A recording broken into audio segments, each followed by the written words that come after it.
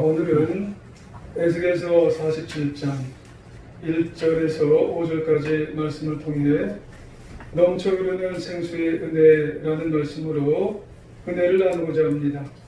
하나님의 은혜가 모두에 충만히 마시길 주님의 이름으로 축원합니다.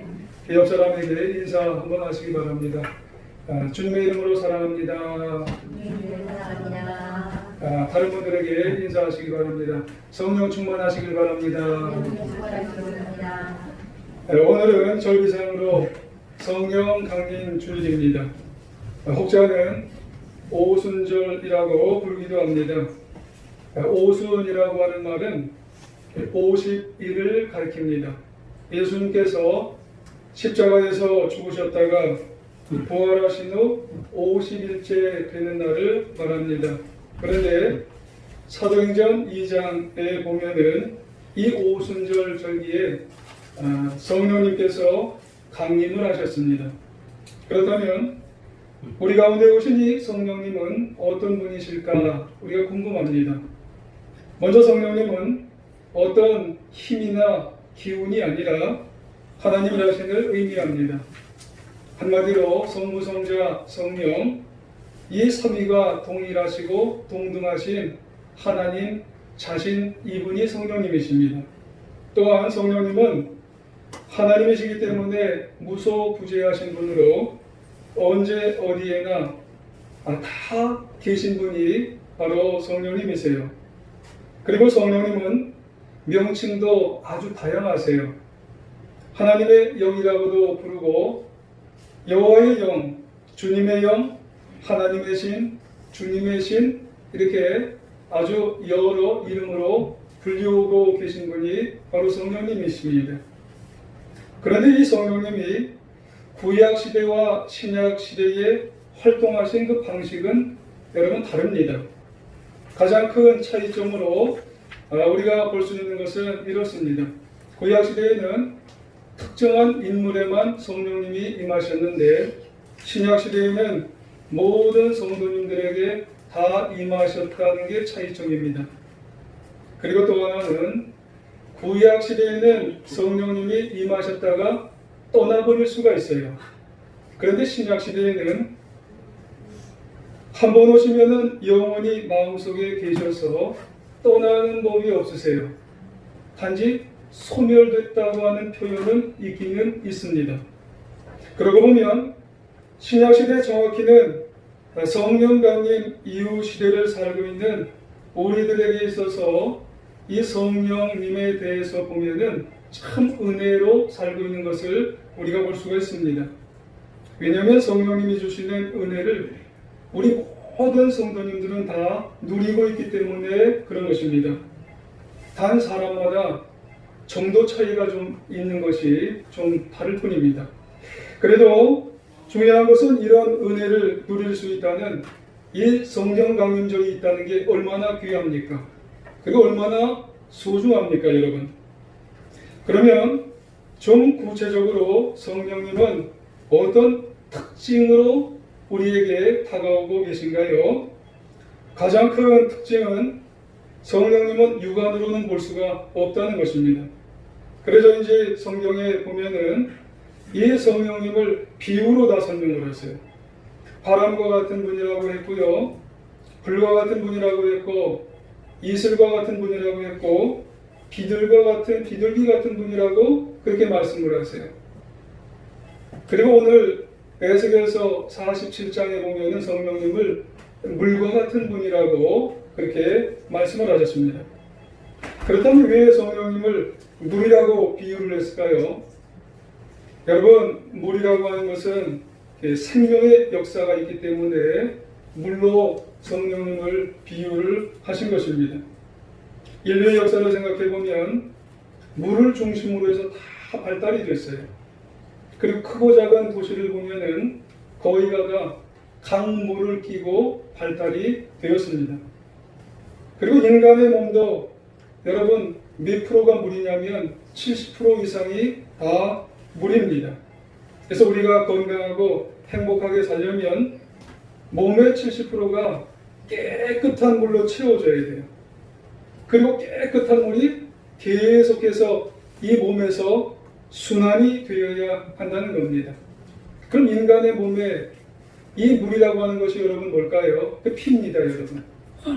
여러분 그 피가 여러분 뭘 달고 다니냐면은 여러분 백혈구를 가지고 다니고 적혈구를 가지고 다니고 그리고 혈소판을 가지고 다녀요. 그러고 보면 물이라고 하는 것은 하나의 힘이고 하나의 생명을 일으키는 역사가 다 있다는 겁니다. 그러므로 우리는 어떻게 해야 하냐면 우리가 건강을 위해서 자꾸 좋은 물을 마셔야 우리 이 몸이 건강해지듯이 여러분 우리 영혼이 건강해지기 위해서는 우리가 영혼의 생수를 마셔야 돼요. 그럼 영혼의 생수가 과연 뭘까요? 영혼의 좋은 생수는 바로 성령님입니다. 여러분 우리에게 그 영혼의 생수 모든 삶의 영역에 있어서 하나님의 영이신 영혼의 생수가 충만하게 되어지면 우리 삶의 부분 모든 영역에 있어서 좋은 성령의 역사가 활발하게 활력있게 일어나게 되어진다는 그런 말씀이에요. 여러분 오늘 본문에 보면 그 생수의 절정의 부분의 그런 말씀이 오늘 에스겔서 47장이에요. 에스겔은 크게는 두 부분이에요. 앞부분과 오늘 후반부 부분에 보면 33장에서 48장까지 48장 오늘 47장인데 후반부에 속해 있어요.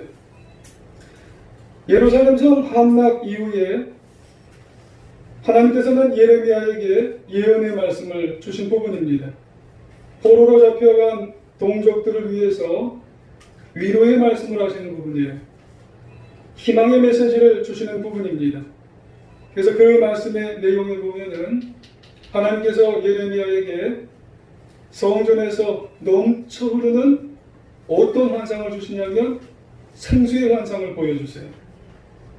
그래서 이 생수가 온 천하에 넘쳐 흘러서 나중에는 그 생수를 통해서 되살아나는 역사가 일어나고 그리고 번성하는 놀라운 역사가 일어나는 그런 말씀이 에스겔서 47장에 일어나게 되는 말씀입니다. 그러면 이 생명수가 과연 뭘까요?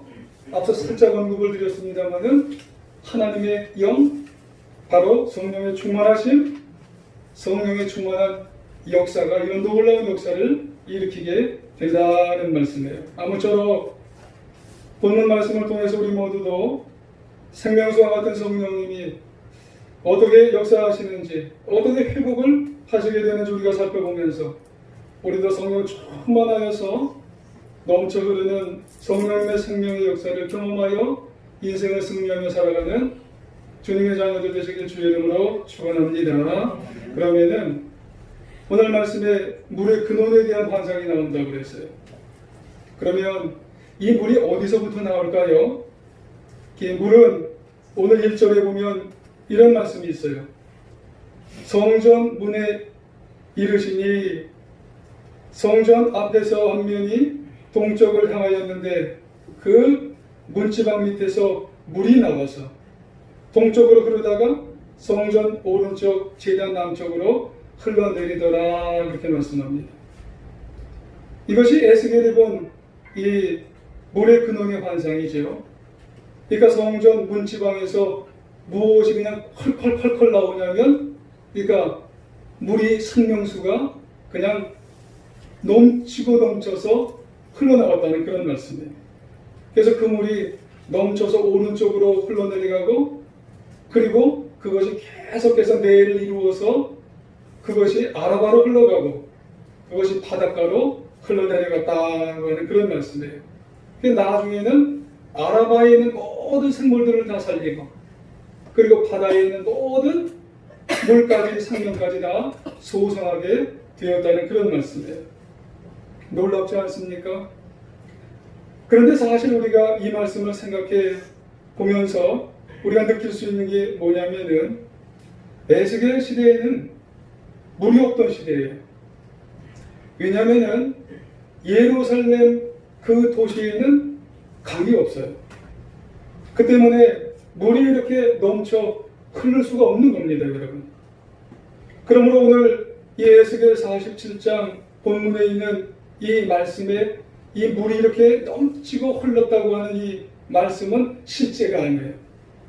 그럼 뭐라고요? 환상의 환상. 에스겔에게 하나님이 보여주신 하나님의 환상의 말씀입니다, 여러분.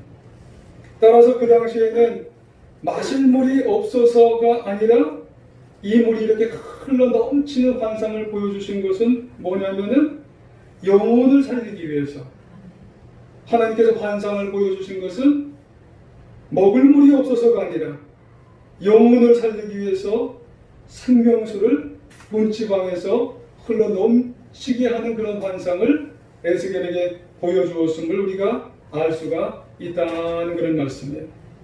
그래서 그 당시에 에스겔 37장을 우리가 참고해 보면 그 당시 상황이 어땠냐면 참 피폐했어요. 영이 메마른 시대라고 하는 겁니다.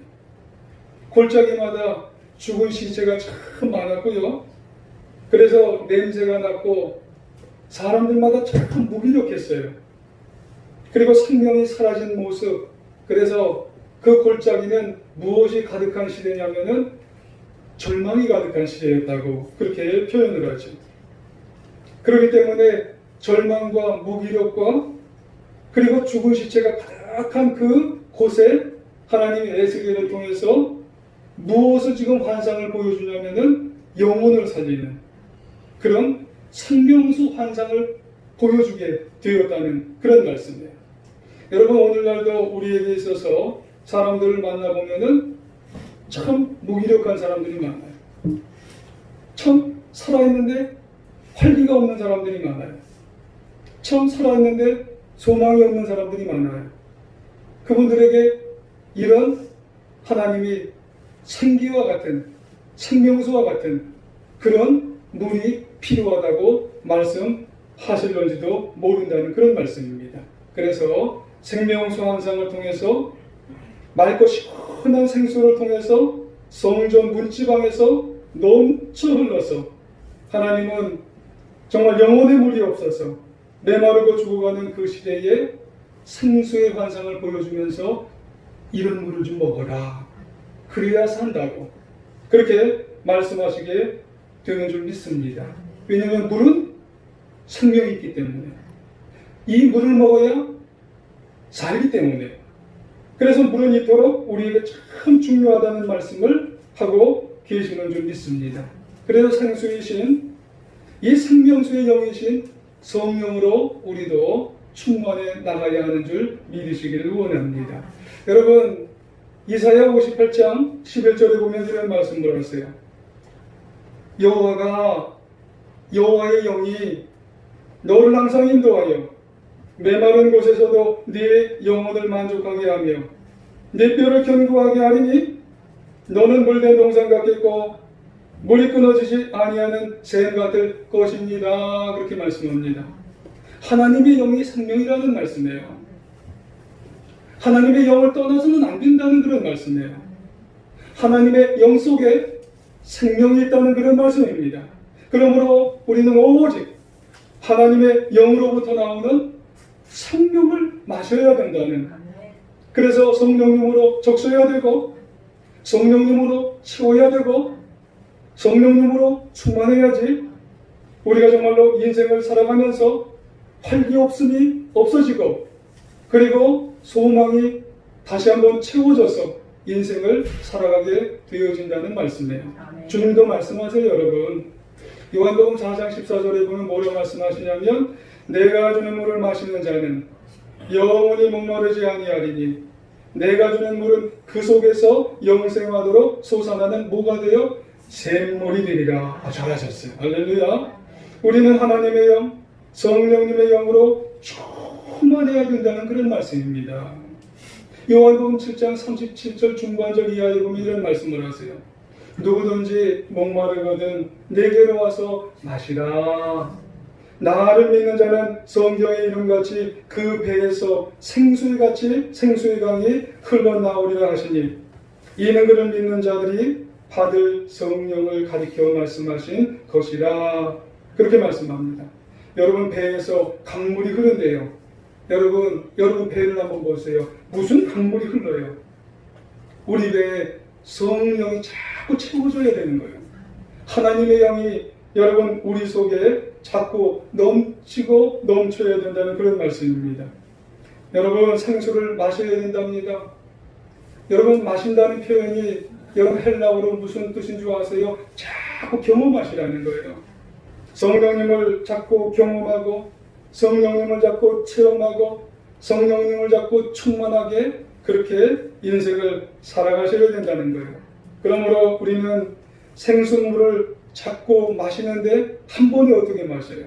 500리터짜리 여기 물이 있는데 한꺼번에 꿀꺽하고 마시는 사람이 어디 있어요? 조금씩 계속해서 낮은 단계에서 중간 단계로 그러면서 깊어지는 그런 충만한 단계로 성령님을 자꾸 생수물을 자꾸 마시면서 은혜의 단계로 자꾸 깊어갈 수 있는 하나님의 자녀가 되어야 할 줄 믿습니다. 소망 생기죠? 기쁨 생기죠? 감격이 생기죠? 우리가 인생을 살아가는 놀라운 역사가 우리 가운데 있어질 줄 믿으시기를 원합니다. 여러분 어떤 분이 아주 멋진 중고차 하나를 사셨대요. 그분이 자신의 중고차를 너무 좋아해서 보물처럼 여기시는 거예요. 그분은 날마다 먼지를 닦고 왁스칠을 하고 그래서 그 차 앞에 가면 거울 같아요. 자신의 얼굴 다 비치는 거예요. 차를 바라볼 때마다 흐뭇한 거예요. 기분이 너무 좋은 거예요. 그런데 이분이 어느 날 신나게 타고 다닐 때마다 엔진 오일에 이렇게 불이 이렇게 빨갛게 좀 들어왔어요. 무시를 하는 거예요. 에이, 이 불이 왜 이렇게 불이 자꾸 들어오냐. 신경을 안 썼어요. 겉에만 신경을 쓰는 거예요. 내부는 별로 신경을 쓰지를 않았어요. 그러다 어느 날 또 한 번 이 차를 타고 나갔어요. 근데 웬일이에요? 차가 덜컹 하다가 딱 멈춰버렸어요. 마찬가지죠. 우리 인생의 계기판도 생수를 채워줘야 할 때가 있어요. 좀 채워야 할 때가 있어요. 채우지 않으면 소진이 되고 말아요. 메말라 버린다는 거예요, 여러분. 그러므로 더욱 하나님으로부터 나오는 이 영을, 생수의 영을, 성령님의 영을 통해서 이 물을, 이 성전 문지방으로부터 나오는 하나님으로부터 나오는 이 영을 여러분 겉만 정말 멋있게 하려고 하는 것이 아니에요. 내 속에 이 영을 낮은 단계로부터 중간 단계로부터 우리가 자꾸 내 속을 생명수의 영을 채워나가야 한다는 그런 말씀이에요. 그게 성령 충만함으로 채워야 내가 기쁨이 생기고요, 감사가 생기고, 감격이 생기고, 그 어떤 인생에 어려움이 온다할지라도 성령 충만으로 인생을 밀고 승리하며 살아가게 되어지는 줄 믿으시기 원합니다. 그러면 여러분, 우리는 어떻게 해야 성령으로 충만함, 이 충만함을 우리가 체험하고 경험할 수 있을까요? 성령의 생수를 경험하는 데는 오늘 성경에 보니까 4단계가 있더라고요. 그 성령의 생수를 경험하는 단계가 3절에서 5절까지 보니까 이 생수물은 처음에 에스겔의 발목까지 왔어요. 그 다음에 무릎까지 왔어요. 그 다음에 허리까지 왔어요. 그 다음에는 건너지 못할 만큼 넘치고 넘쳐서 에스겔이 온 몸을 덮었다고 그랬어요. 여러분, 이게 우리에게도 적용하는 모습인 줄 믿습니다. 이 생수의 은혜는 처음에는 우리를 낮은 단계까지 가게 합니다. 그러다 점점 깊게 우리를 생수로 채워나가요.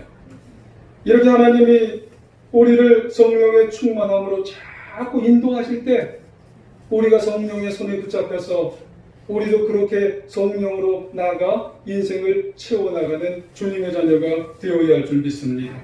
발목 단계로, 그리고 무릎 단계로, 그리고 허리 단계로, 그리고 머리를 덮어나갈 수 있는, 그래서 그 결과 온몸으로 우리가 성령이 충만해지면은요, 정말 우리가 놀라운 체험으로 인생을 승리하게 된답니다. 그렇게 되면 우리 인생이 변화되는 거예요. 여러분 내 생각 같아서 지금 아닌 것 같지만 성령이 나를 충만하게 하면 성령이여 우리의 영혼의 삶에 놀라운 변화가 생겼어. 성령의 생수가 흐르면 생명의 역사로 나의 인생이 변화됩니다. 그래서 보험사가 감사한 거예요. 보험사가 기쁜 거예요. 보험사가 절망이 아니라 보험사가 소망의 삶을 삽니다. 그것만이 아닙니다. 생수의 은혜가 내 속에 넘치고 넘쳐서 성령이 충만하면 우리의 영혼과 삶에 회복의 역사가 일어나요. 그래서 무너졌던 것들이 다 다시 한번 수축이 됩니다, 여러분. 그 치유의 생수의 영이 육체적으로나 정신적으로나 영적으로나 상처 있고 회복된 것들을 다 성령이 고쳐주시고요. 그 다음에 회복시켜주세요. 가정에 있어서, 개인에 있어서, 나라와 민족 놀라운 부분마다 회복의 역사가 일어납니다. 그리고 또 있어요. 우리의 영혼과 삶에 있어서 새로운 역사가 모든 삶과 모든 영역에 나타나요. 성령 충만한 사람은요, 더 이상 이기적이지 않습니다. 자기중심적이지가 않아요. 대신에 사람들을 참 성령 충만한 사람은요, 불쌍히 여겨요. 그리고 다른 사람을 참 섬겨줍니다.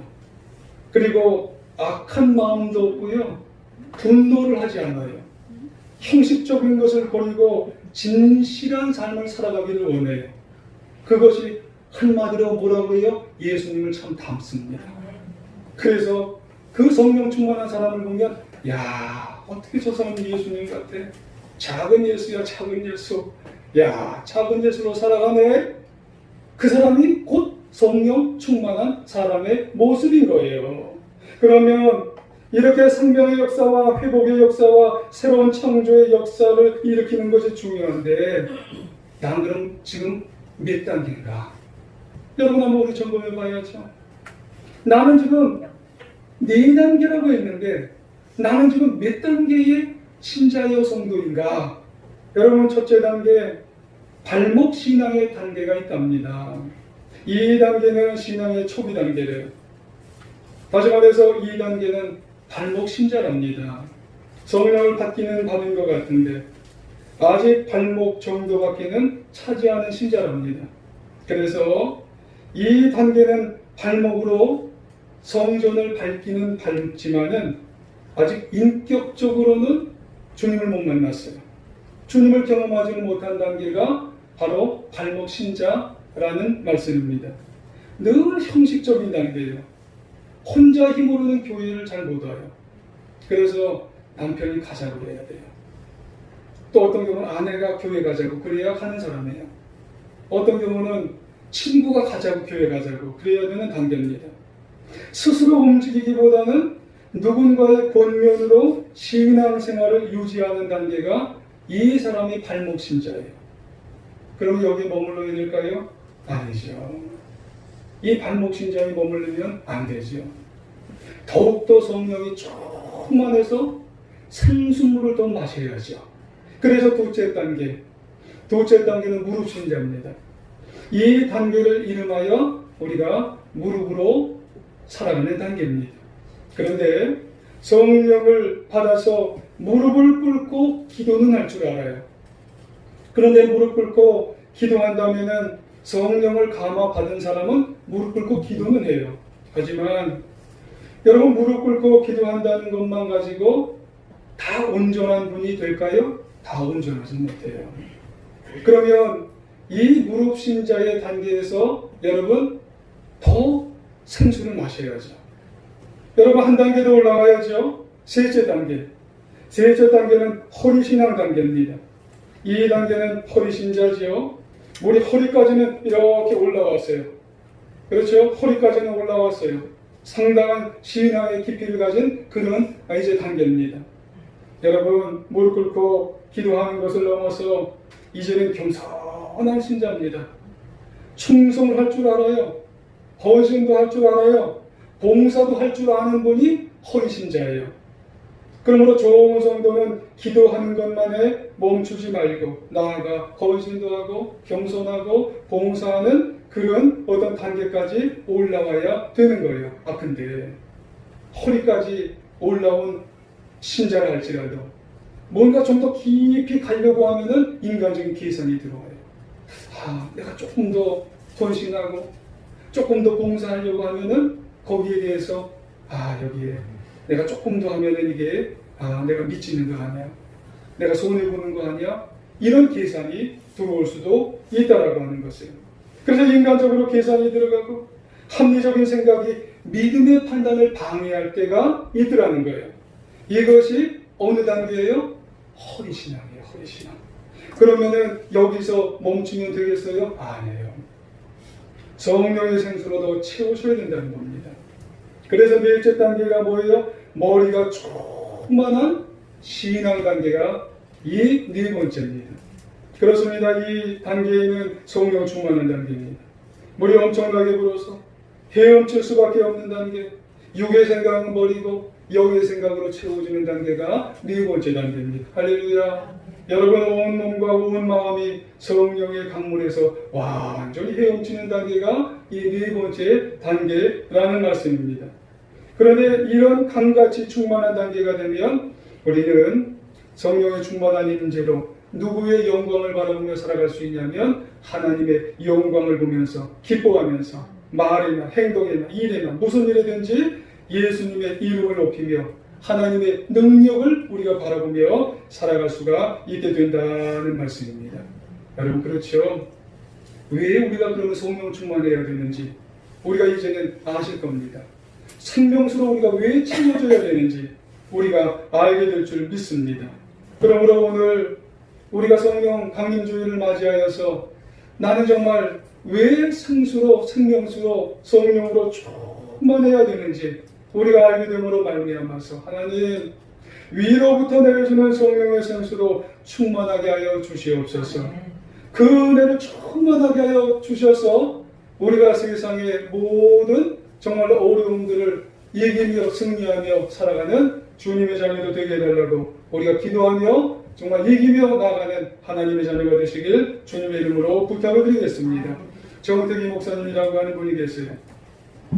이분이 36살 때까지요 정신연령이 8살이랍니다. 어렸을 때 아버지께로부터 받은 정신적인 충격이 이만저만이 아니었답니다.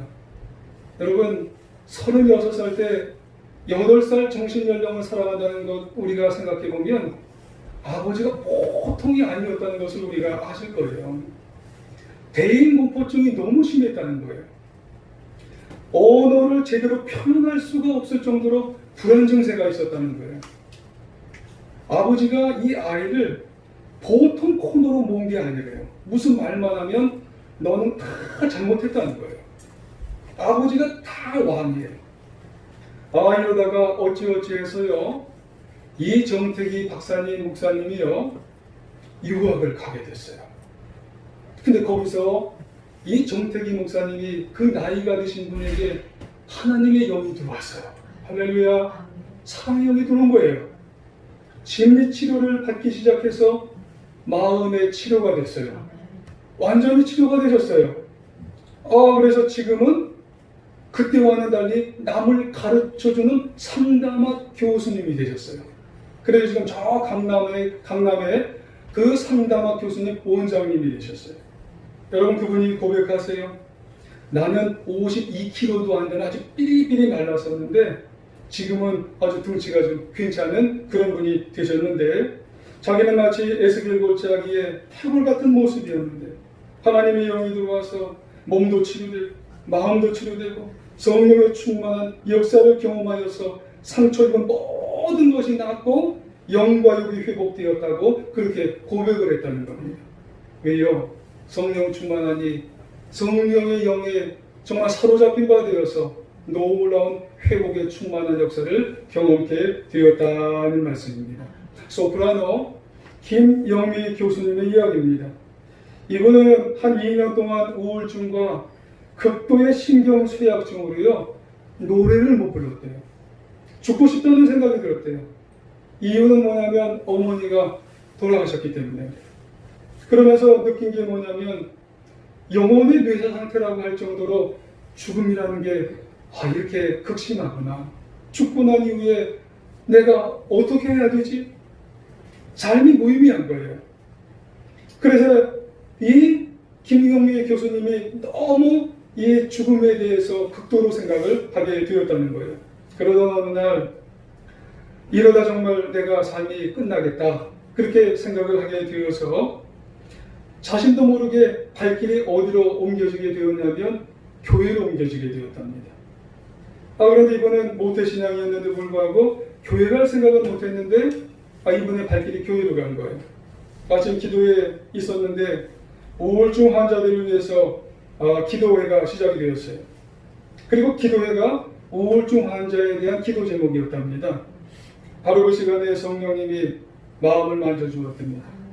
처음에는 조금 이렇게 이제 평안함이 오기가 시작이 되었어요. 근데 계속 밀려든 거예요. 하나님의 영이 계속해서 자꾸 밀려들었어요. 그 평안함이 어느새 김영미 교수님의 마음을 다 채웠어요. 성령의 충만한 은혜를 입었어요. 그날 성령님의 임재하심을 체험하고 이 김영미 교수님이요 다 나았어요. 그래서 예전에는 큰 무대에 섰던 이분이 이제는 조그마한 무대에 가서 작은 그런 교회를 찾아가서 간증하면서 찬양하면서 상처받은 사람들을 위해서 복음을 증거하면서 그분이 살게 되었는데 그게 너무 기쁜 거예요. 그게 너무 행복한 거예요. 그게 너무 감격스럽게 되어져서 이분의 생명의 은혜가 넘치고 넘치니까 인생을 다시 회복하면서 승리하면서 살아가게 되었다는 말씀입니다. 여러분, 오늘 성령 강림제를 보내면서 우리 자신 한번 점검해 보았습니다. 나에게 생수의 은혜가 얼마나 지금 흐르고 있는가요? 혹시 발목에 머무른 분이 지금 계시나요? 무릎으로 채우시길 바랍니다.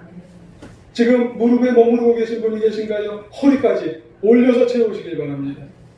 허리에 계신 분이 계신가요? 이분 더 올리셔서 우리가 생수의 은혜로 정말 온전히 채우셔서 성령 충만함으로 우리가 채워서 정말 날마다 생명의 그리고 치유의 새 창조의 삶을 살아 인생을 정말로 성령으로 충만 역사하신 것을 경험하며 승리하며 살아가는 우리 제일중앙교회 우리 모든 성도님들 되시기를 주님의 이름으로 축원합니다.